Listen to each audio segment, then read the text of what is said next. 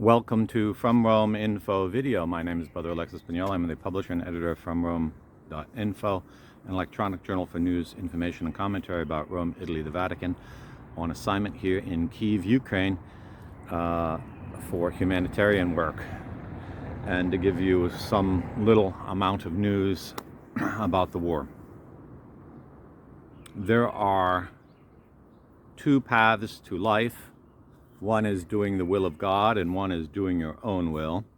And if your own will is evil, which apart from God it will always be, because God is truth and infinite goodness, you can fall into the vanity of having great plans, achieving great things, and wanting to change history. But the plans of God alone stand from age to age, and as much as some men might want and strive, they do not achieve their evil designs. Now, many a Russian tank wanted to conquer Kyiv and be on this square in a triumphal parade, and God granted their desire, but not as they intended. And here on display in the plaza of St. Michael's, at the center of ancient Kyiv, they have set up some examples of Russian military vehicles that were destroyed, captured, and salvaged for historical significance. So since this is just a stone throw from where I live, I said I'm going to wake up early this morning and get here before anyone else does, because usually there've been crowds here looking at these things. Because nearly none of us in our lifetimes have seen war. I was coming back from Warsaw yesterday, and we stopped at a gas station. I heard like fireworks. I said to a Ukrainian who could speak English very well, "What is that sound? Is that gunfire?" He says, "Yes, that's gunfire. There must be a military base nearby, or practice range, and they're shooting guns." And I remarked to him, "That's the first time I've heard gunfire in my life. Well, I heard it when I was a little boy. My father had a pistol and took us to a shooting range." But he looked at me and said, "You're blessed. That's the only time you heard gunfire." So most of us have not, like myself, experienced war from the United States. We've had no foreign invasions for more than 200 years. And those of us who haven't been in the military haven't heard gunfire, unless you're on a shooting range and go hunting of some sort of that. So I wanted to show these effects of war and get them up close so that you can see them, because there's a lot of some misunderstandings about military hardware. So let me just adjust my camera here.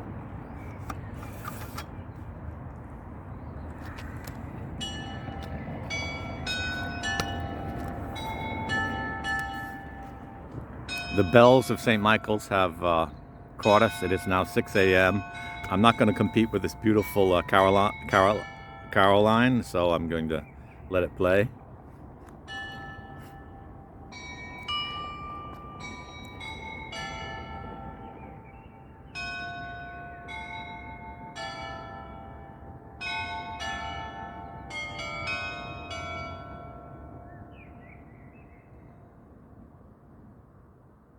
St. Michael's Golden Dome Monastery, you can see the golden domes over there, is a Ukrainian Orthodox monastery that has been on this site for nearly 1,000 years. And they used to have a very big territory. Some was taken away in the Soviet era, and they built the Ministry of Foreign Affairs on top of it. But the heart of it still stands here. Very beautiful monastery. And here in St. Michael's Plaza, just for a little tourist effort, if you turn around, you can see the Tower of St. Sophia's, which is the Orthodox cathedral of the Orthodox Ukrainian cathedral of the city, named after the Holy Spirit. Okay, so back to our topic about tanks. And I am not an expert in military hardware, so I'm not even going to attempt to identify the make and model of this tank, because I'd show myself a fool. Let me see. Okay, so there's a little tourist guide here. It says, this is a T-72B3 tank from the Russian tank company of the 31st Guards Airborne Brigade. It was destroyed at the Antonov Airport near Hostomel. It is now a showpiece of the National Museum of Military History of Ukraine. And so a T-72B3, I think that is a Soviet model tank. And the first thing that many people understand, they go, well, you know, because you hear the most absurd counterclaims on the internet. So a lot of people are in absolute denial because in their ideology, Putin is immaculate, Russia is the savior, and therefore anything to the contrary is false. And so since that's an ideological position, they interpret reality by their ideology, and they deny things that are right in front of their face. Or since they're absolutely ignorant about everything, they make up the most absurd theories to explain something. It's kind of like flat earthers.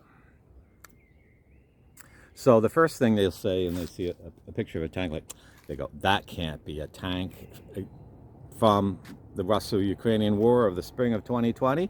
It's already rusty and old. It's obviously years old. It's been in the rain. Yeah. So, as you can see, this tank died a violent death, to use a metaphor. It was shot by some kind of high explosive missile round. And the resulting explosion probably also ignited its storehouse of armaments, shells, because you see it has a long barrel. That looks almost like 155 millimeter. Maybe it's only 105 millimeter shells, which are highly explosive. And then this top blew off. They put it back on there just so you could see it. And these tops blow off with such force that sometimes they go up hundreds of feet. But the explosion cloud is a high intensity combustion involving many diverse chemicals, and it burns off all the paint and it scars the metal, and which, removed of all its protective coatings, begins to oxidize immediately. And within hours, it's completely oxidized. Most people don't know that steel oxidizes quite rapidly. You don't see that in your domestic appliances because it's treated, it's coated, and those forms of steel have small amounts of things like nickel or manganese that prevent them from corroding so fast. But in military hardware, they just go right to the pure metal, and they don't waste often with those things because they're not worried about what it looks like after it's blown up. Tanks are only useful when they're functional, and without a good mechanic crew, they're not functional very long. So the fact that it's rusted doesn't mean it's old. That's the first thing. And some things about tanks people don't know. Okay, so these in American English are called treads. That's what grip the ground. You see them in tractors. Actually, first you develop for tractors and then put into tanks. A little nomenclature. In American English, we call this a tank. And when you hear the word tank, you think of one of these. But 200 years ago, when you heard the word tank, you heard of the thing in your boiler room. Okay? So that's why these things are called tanks, because the first versions of them kind of look like tanks on wheels. And people say, hey, that's a tank on wheels. Now the word is actually in our mind, we think of these. But I'm told in British English, the Queen's English, these are called caterpillars, not treads. And in the translation of many languages, including Ukrainian, the word is here caterpillar, which is the same for the bug, caterpillar. Although I'll critique the loose languages that use caterpillar. That doesn't really how a caterpillar moves, of course. And some things. So here you see one of the shells that was in the thing that blew up and fractured. And what happens to the pieces of them? I'm picking one up here. This thing weighs about 10 pounds, so it's really heavy Perhaps I shouldn't be touching it with the chemicals in my head on side of it. Here, what are these square plates around the top? So you don't see these in World War II tanks. These were developed after the Second World War. This is called reactive armor. And so when someone, theoretically, didn't work on this tank, when an opposing force fires an RPG or some other low-intensity explosion at this tank, and it hits this plate will blow up, and the counter-explosion will protect the tank. It protects that part of the tank, which is usually the best protected already. There are obviously parts of this tank that are not as well protected, and you can see that the way to take down a Russian tank is not to fire there, but to fire there. So to hit them in the underbelly, in the seat of the pants, as it were, or from up above. And here they were carrying some extra fuel, hoping to go a long trip, because the Russian, this is something that you saw in the Second World War, and you'll see in any modern army that does not have a good logistic supply chain, fuel canisters on the tank. Because tanks have horrible gas mileage. Some of them are as bad as like 2 miles a gallon. So they have to carry fuel, and a tank is useless without fuel. And one of the this means that a tank, no matter how powerful it is, without a good logistic system, is useless. It's like the iron glove on a hand. It can't get far away from that hand because it's a glove on the hand. And if you are a military commander or a leader of a nation and you don't understand this, you're going to get to have undertake disastrous military campaigns like the Russian campaign against Kiev, who thought they could just, roll their tanks into Kiev, and when they needed gasoline, go to the gas station. Believe it or not, that was their plan. And, if you're Hitler marching into Austria for the Anschluss and everyone's waving banners and saying, wonderful, we're being liberated, that works. But when you're Russians trying to enter the Ukraine, it doesn't work. So Putin committed a serious anthropologic error. He thought that Ukrainians are Russians. And that's just not true. They're two different ethnicities, different languages, different cultures, different histories, and different views about the sovereignty of Ukraine.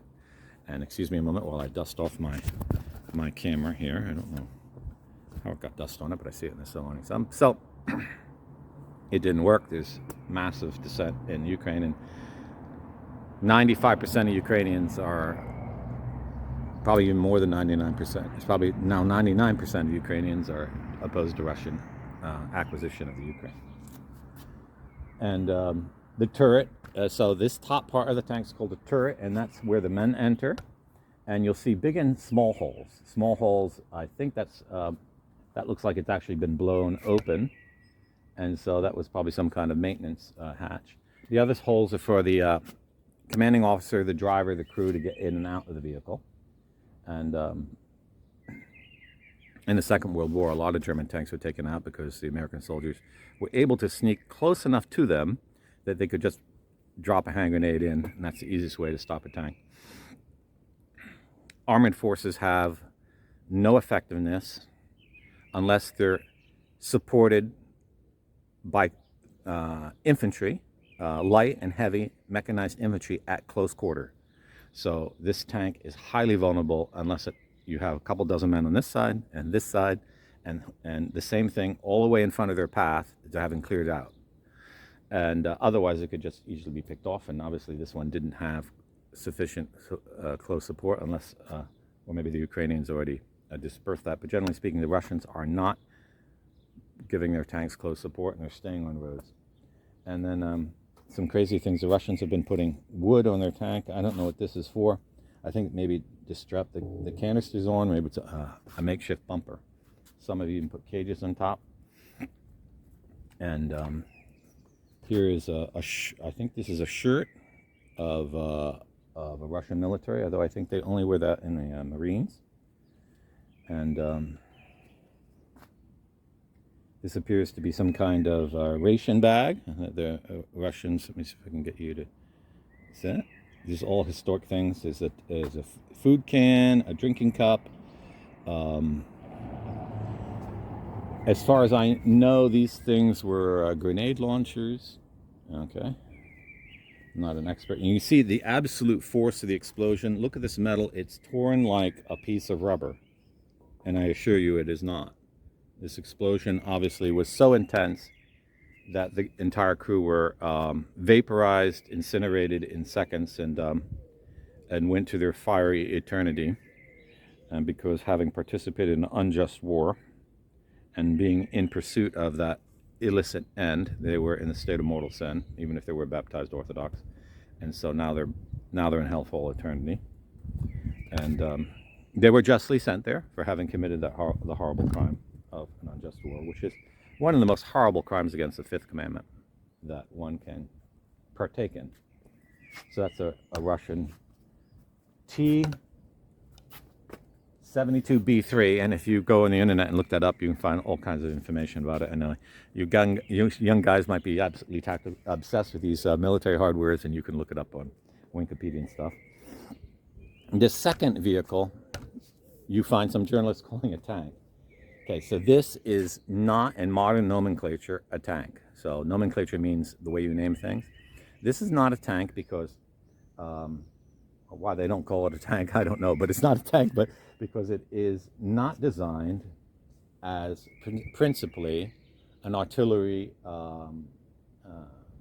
offensive weapon. Because a tank is really a moving vehicle with artillery on it.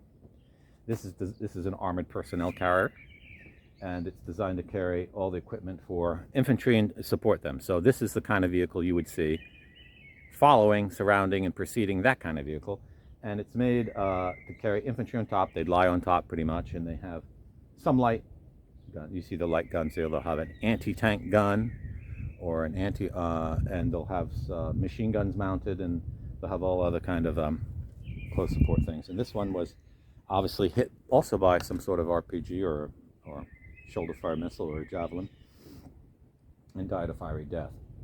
And here are pieces of, I don't know if these are pieces of that or what. That's not too clear. Maybe this was a tank if this is the part of that. So let me go see what it says here. I don't think so. This is here, the turret of the BMD-4M, Airborne Combat Vehicle. Okay, so it is. This is an airborne combat vehicle. Well, first to explain the name.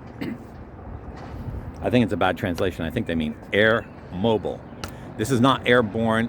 Well, I doubt you could drop this in a parachute. Okay, that would be airborne.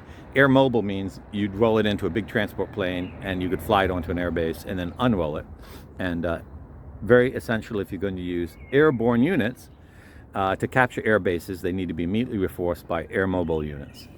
And this was a turret, and it was also blown off. And here we can see a turret more closely. So you see this one. This one, it's not a tank. It's very similar tank. It has a gun here, and it's rifled, so that gives it higher accuracy. And then also has seems to be an anti-tank gun here. You see an ammo box there. So this is not classified in modern nomenclature as a tank, but if a World War II tank crew was out of a vehicle and they found this thing in good condition, they'd probably call it a tank, because the way they identify these things has become more precise. Modern times, let's get a closer look at it. This is called a BMD-2. It's an airborne combat.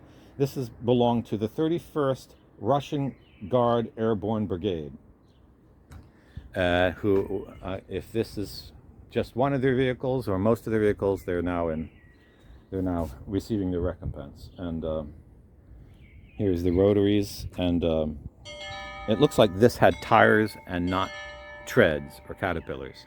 It is now 15 past the hour, and these Russian monks love their bells. Ukrainian monks love their bells, and every hour it's a different carillon. So here's some of the. Okay. Oh, this is see that turret there? It didn't belong to this one. Here's their turret. So this is a very small kind of turret. In Italian, they call these things not tanks. They call them armored cars. And they're still called armored cars, even though when you hear that phrase translated, it's like, no, it's not an armored car. But if you saw the tanks in the Second World War that the Italian army was using in the North African campaign, you would say, yes, they were armored cars, because they were armored cars. They weren't tanks. And Italy isn't considered to be a country that ever grasps the proper concept of a tank, because in their mind they use the word armored car, and it's a bit more than an armored car. But this one you perhaps could say was an armored car because you could see it didn't have caterpillars. It appears to have had some sort of tire, as you can see. And I'm going into depth of this because as a young man I was fascinated with the military and military nomenclature, so this is a real thrill even for me from a human point of view. But I'm a friar now and I'm dedicated to promoting peace, which requires the defense of the innocent in war. Okay, so there's some lights, other parts of the vehicles that had headlights even. I think that held the headlight on. And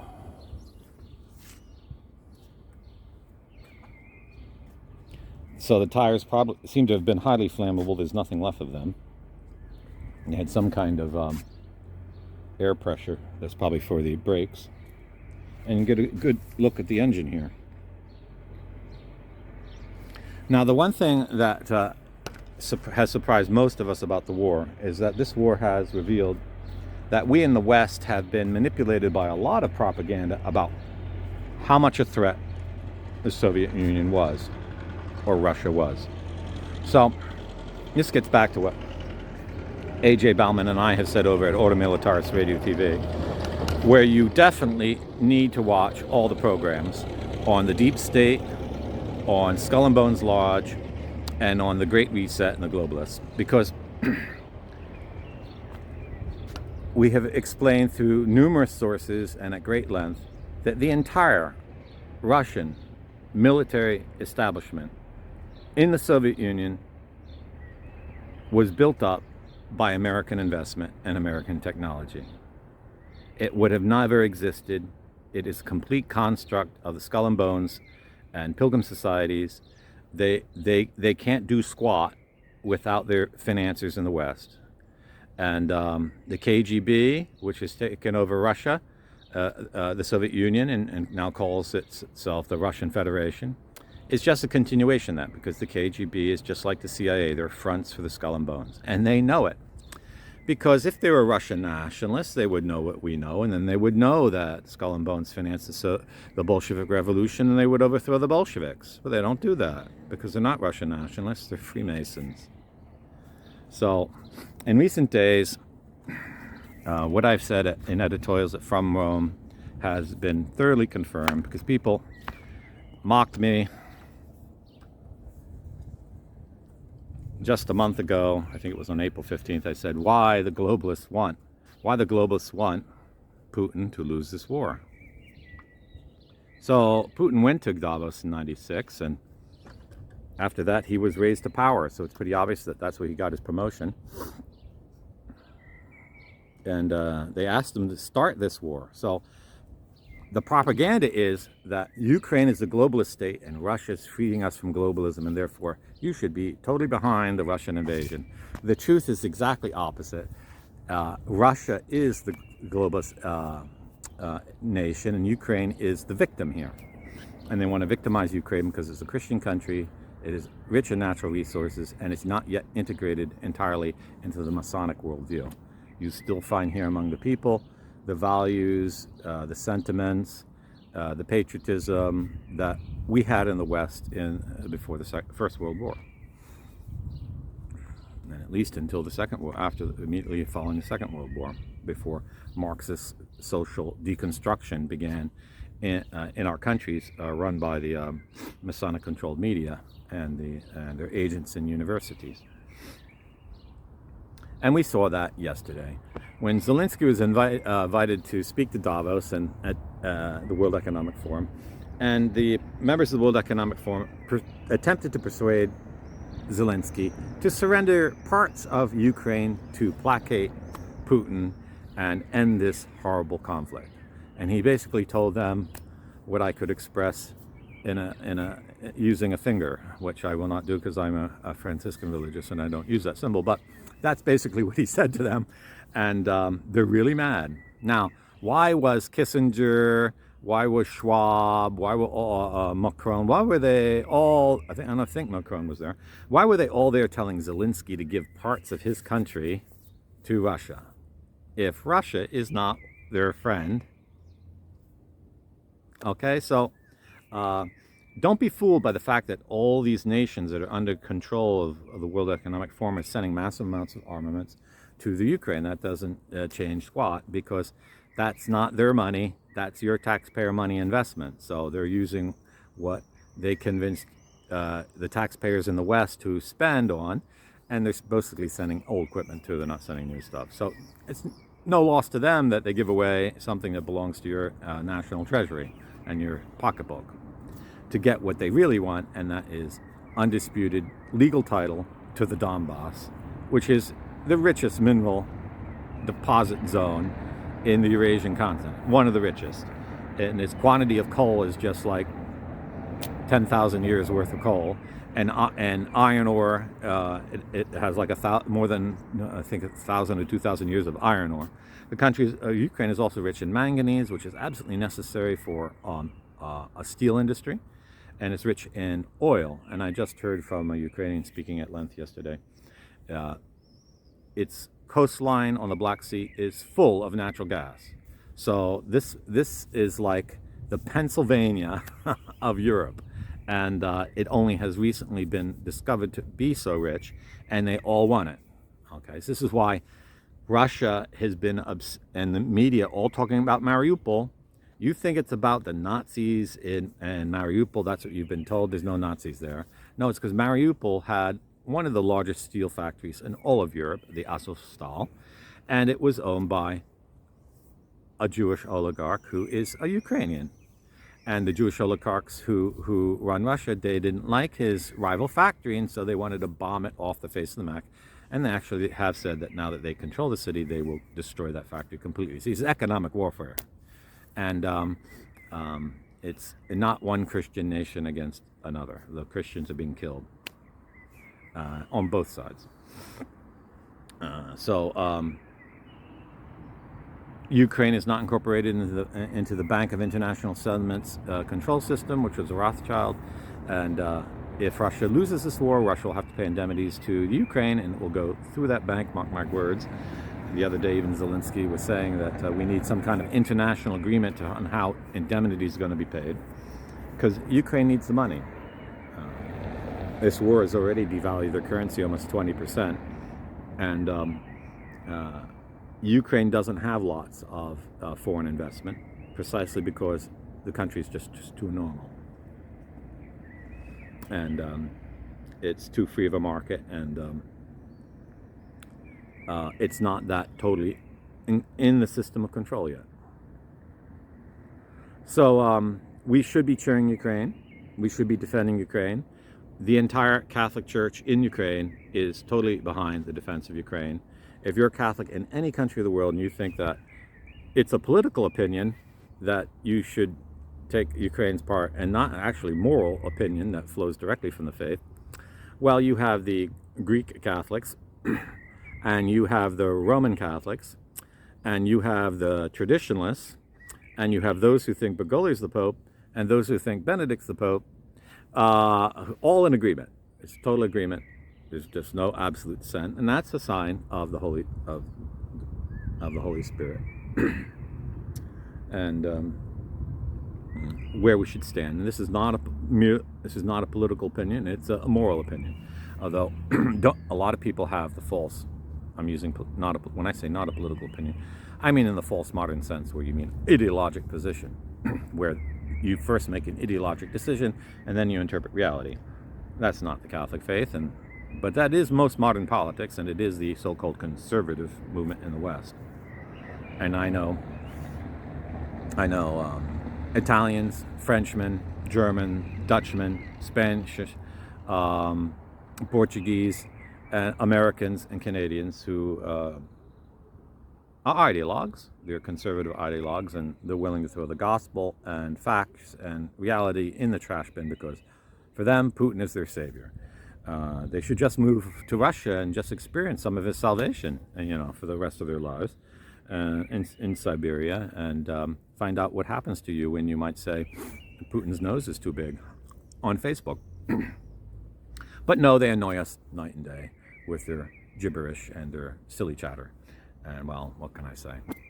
So if they said what they said here in Ukraine, they would be guilty of espionage and Russian propaganda, and they could be arrested and shot, maybe. And that would be just, because lying is a horrible sin. And if you use lies to denigrate any person, libel or calumniate them, Ann Barnhart, you listen to me, that's equivalent to murder. And a civil society can establish that crime as a capital offense because it violates the moral law. Doesn't have to, but can. And when it comes to supporting propaganda of an enemy in war who's genociding your people, you have every right to establish it as a capital crime and shoot those people. And they could even be shot on sight, and that's perfectly just. And it is not a war crime. So there's some kind of French medic out there. He won't even say what war crimes he says. He says there's war crimes being committed all over the place. Well, they're probably not crimes at all. Because in wartime, we are under martial law here in Ukraine. A government can impose capital punishment for a great number of offenses that aren't normally considered. And that isn't a violation of democracy. The same thing took place in the United States in the First and Second World War. You just look up what happened to members of German espionage groups in the Second World War who were captured in the United States. And treachery is always considered to be a capital offense. And to support the enemy during war is one of the worst acts of treachery. And since you have, by that act, totally separated you from the society that that nurtured you and you're supposed to be loyal to, capital punishment is merely a just consequence of that. So I've spoken for more than a half hour, and I don't want to delay any longer. Thank you for supporting from Rome.info. And Barnett has admitted now that she has conducted a long campaign of calumny and libel against me. I'm not going to take legal action on the friar, but I do ask you to support me because most have followed her foul and dirty mouth, and I am in need of support. So support is just, I could repost my video from April, my video of desperation, and I could do it again because I'm in the same state again. So I thank you for your support. I thank those who are supporting. Some have upped their level of support tremendously. I'm going to have to start doing more fundraising videos just to stay afloat and do my good work here in the Ukraine. But here we have two societies. We have Russia and we have Ukraine. We have the liars, the murderers, the frauds, the libelers, and the calumniators. And we have the people who are merely exercising their natural right of self-defense or trying to practice the corporal and spiritual works of mercy in a heroic degree in a war zone. So you decide what society and what civilization you want to support. And I ask you to support the right side. This is, the camera's going to show it backward, but this is my right hand, the right side of history. God bless. Ave Maria.